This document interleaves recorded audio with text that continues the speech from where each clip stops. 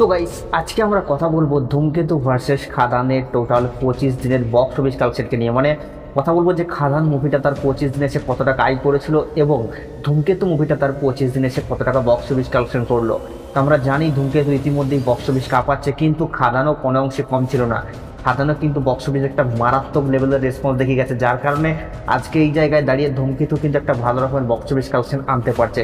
তবে পুরো ক্রেডিটটাই যাবে কিন্তু খাদানের কাছে।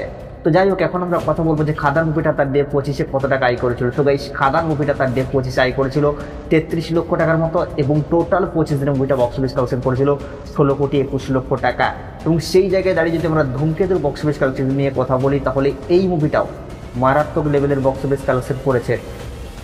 ধূমকেতু মুভিটা তার অলরেডি 25 দিন কমপ্লিট করে ফেলেছে এবং ডে 25-এ এসে মুভিটা বক্স অফিস কালেকশন করেছে 74 লক্ষ টাকার মতো এবং টোটাল 25 দিনে মুভিটা গ্রস বক্স অফিস কালেকশন করেছে 30 কোটি 55 লক্ষ টাকা। তো অলরেডি 30 কোটির ক্লাব ক্রস করেই গেল। তো এটা নিয়ে আপনাদের কি মতামত নিচের কমেন্টে অবশ্যই জানাবেন।